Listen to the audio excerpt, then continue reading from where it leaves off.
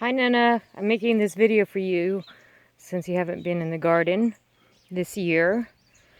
It is just around noon, Saturday the 18th of June. So here's our lettuce, which I've been fighting slugs and cutworms, and strawberries. Your friends Magda and James split all these strawberries, so we have a big strawberry bed now, but the chipmunks ate them all. So slugs, chipmunks, and cutworms had a good time in this bed. This is now going to be a full raspberry bed, so we'll have lots of raspberries. And the trellis is where I've been keeping my seedlings, so we've done lots of propagation, thousands. The grapevine and the hops is looking very healthy. The hops, it's a little much. If you know anybody that wants hops, let me know. Or if you want any hops next year, or if there's anywhere you could think that we want to build seeding with a vine trellis. The hops grow really well here. And in this bed I've got clary sage, which is a medicinal. And here we have about 50 peppers and 60 tomato plants. And I'm working on these cages. John cut beautiful tomato steaks for me, so I'm really happy to have that. That's going to make all the difference. And taking you through my little ladder, because these are super tall. They look really healthy. Here is some squash and sunflowers, and there's the L campaign, which is also a medicinal. The roots are going to be used in the spa. I actually planted those 3 years ago, so they look really, really healthy. And the plum tree, which I believe Ken planted, I've made a little community around there of herbs and flowers. We've got some bee balm and zinnias and sunflowers and white sage. It's coming together really nicely. This bed we rebuilt, so we actually rebuilt the whole spa side of the garden. And the goal is that this will be the medicinal beds for the garden, or for the spa. Right now I have a lot of veggies in there. Well, not a lot.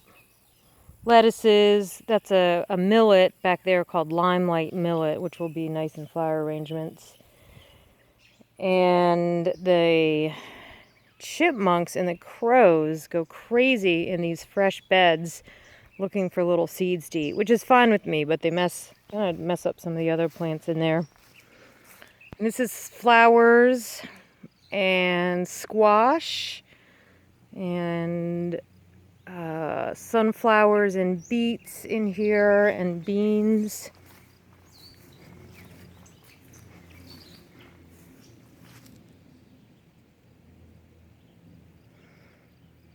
These two very old roses I pruned a lot this year, and they're looking very healthy. So I'm going to see if we can propagate these, because they do really well here and they seem to be very disease resistant compared to some of the other roses that have been put in. They smell great. I wish you were here to smell that. So here's the other plum tree with some blueberries around it, which I'll try and start propagating those as well. And this corner's always been a little bit neglected, and I'm working on cleaning that up. There's some garlic in there. We'll get that out eventually and probably make that more of a medicinal area. It's the wettest spot in the garden, so we'll put something in there that likes to have wet feet.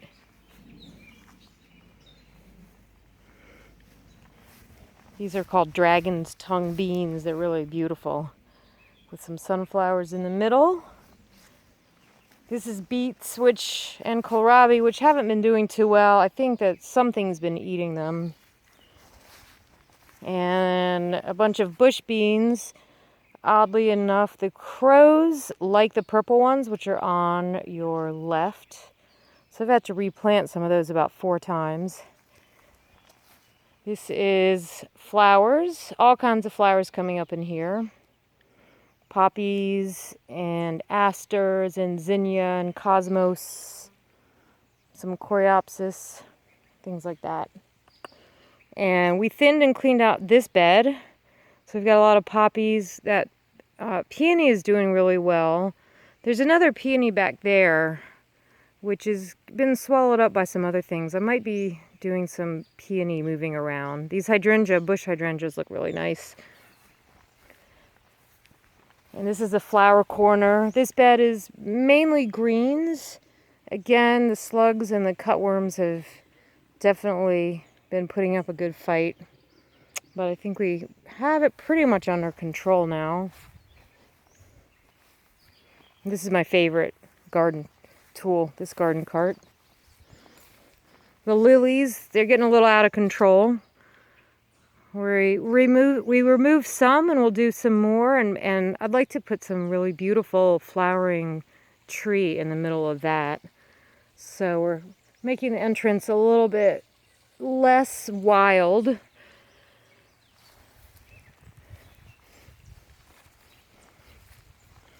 Here are some of the kales. They were hit really hard, but they're starting to come back.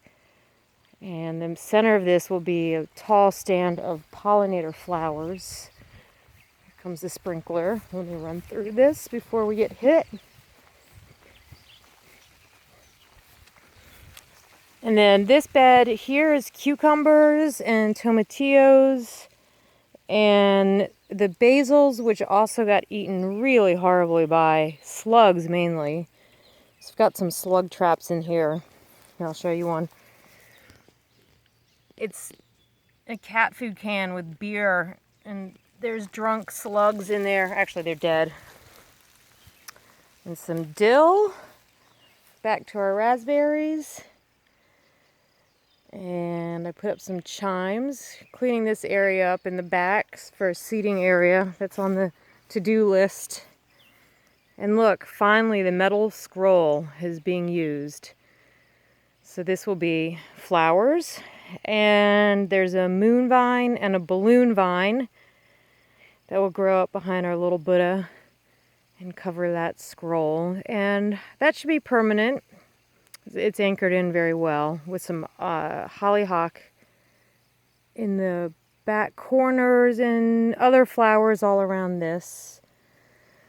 And then our last bed, which we cleaned up and got rid of a lot of the bee balm, potted it up, planted it in other places.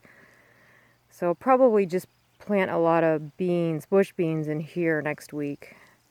And that will work on the soil health. And we'll see what we'll do for that. Back there, that's very silvery stuff. That's a huge stand of wormwood that's very healthy and really good looking. And those are the cucumber trellises that we built.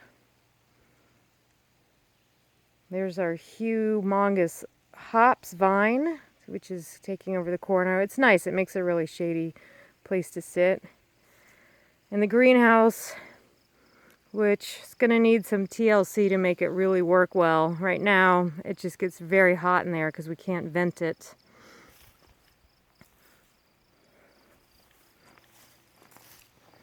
I love this rock. Some nice lichen going on there.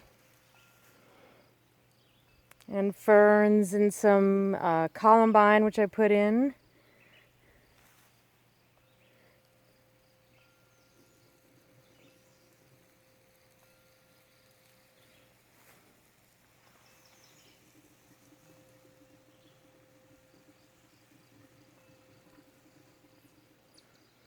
So there's your video report. I'll do another one for you in about a month. We can see the difference. It's fun. All right, bye for now.